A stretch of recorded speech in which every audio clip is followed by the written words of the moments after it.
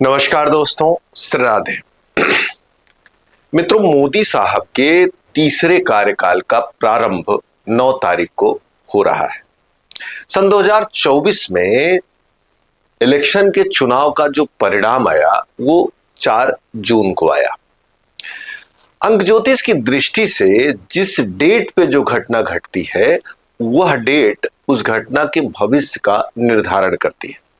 इस वीडियो में हम आपको बताने वाले हैं कि सन 2024 के अलावा सन 2014 और 19 में चुनाव कब परिणाम में बदला और कब शपथ ली, और मोदी साहब के खुद डेट ऑफ बर्थ का जो मूलांक है उसके साथ इनका क्या संबंध था और इस बार परिणाम का क्या संबंध बन रहा है।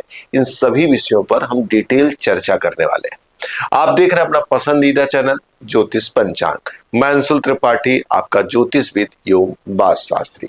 तो सबसे पहले आप लोगों को बता दें, मोदी साहब के 17 सितंबर 1950 को जन्म हुआ था।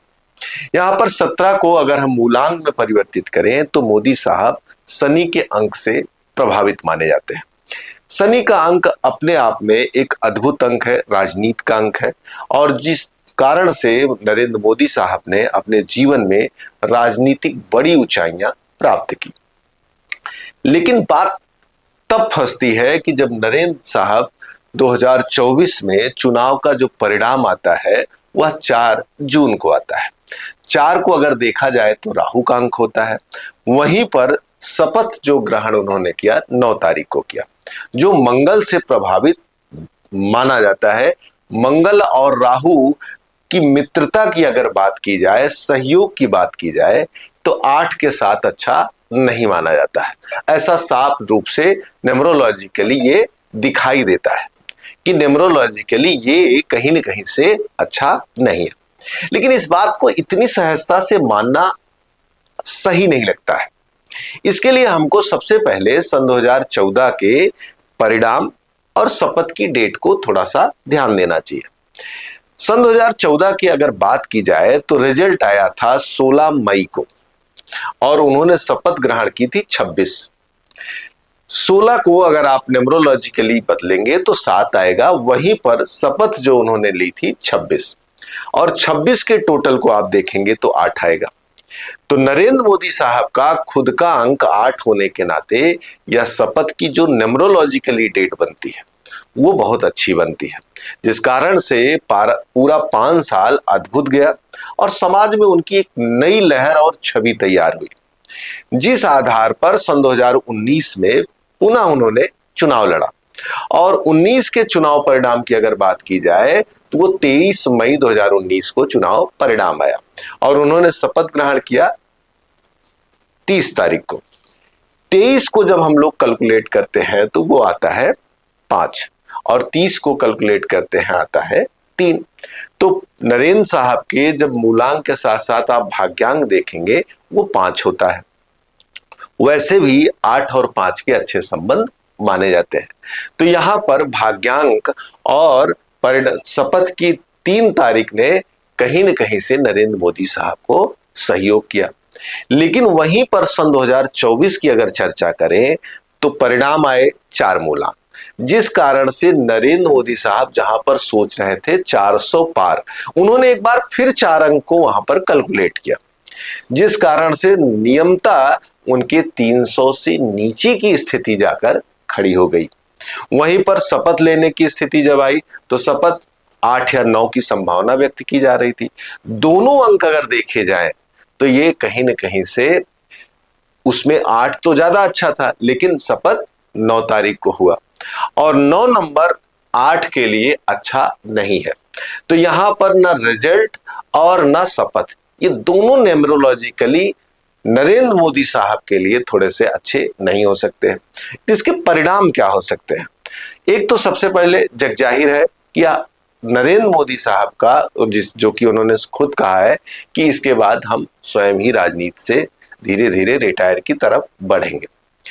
वहीं दूसरी तरफ अगर देखा जाए तो 8, 9 और 4, 9 को उग्रता का अंक माना जाता, अतिवाद का अंक माना जाता है। वहीं पर 4 को षड्यंत्र का अंक माना जाता है। तो इस कार्यकाल में कहीं न कहीं से नरेंद्र मोदी की सरकार के खिलाफ या अंदर कुछ ऐसे षड्यंत्र की संभावना हो सकती है, कुछ अतिवाद की संभावना हो सकती है। लेकिन राहु को केवल षड्यंत्र और अतिवाद से ही नहीं जोड़ा जा सकता है। टेक्नोलॉजी, विकास, आज के आधुनिक युग में एक मील के पत्थर की तरह भी इस चीजों को देखा जा सकता है। तो अपना देश जो है टेक्नोलॉजी, नई नई तकनीकी सुविधाओं में इस कार्यकाल में बढ़ेगा। लेकिन जो मंगल और राहु का संयोग है, यह कहीं न कहीं से अंदरूनी समस्याएं, आस पड़ोस के जो देश हैं उनके साथ रिश्तों में थोड़ी सी कड़वाहट के साथ साथ किसी बड़े नेता को शारीरिक नुकसान हो सकता है, बड़े नेता के साथ कोई दुर्घटना हो सकती है। इस तरह की चीजें भी इस कार्यकाल में आप आसानी से देख सकते हैं, जो न्यूमरोलॉजिकली 8 और 4 और 9 के संयोग के बीच में झूलते हुए देखा जा रहा है। नरेंद्र मोदी साहब के लिए खुद यह कार्यकाल थोड़ा सा पीड़ादायी या प्रतिस्पर्धा के साथ साथ कई तकनीकी समस्याओं का सामना करना पड़ सकता है। न्यूमरोलॉजी में एक चीज और मानी जाती है, 8 और 4 जब मिलते हैं तो उनके अंदर किसी भी समस्या को एक अलग तरीके से प्रभावित करके अपनी तरफ खींचने का भी योग होता है। तो बिल्कुल ये साफ है कि इस कार्यकाल में भी नरेंद्र मोदी साहब कूटनीति से, राजनीति से सामने वाले को अपने तरीके से कार्य कराने की सोचेंगे, अपने तरीके से चीजों को आगे बढ़ाने की सोचेंगे।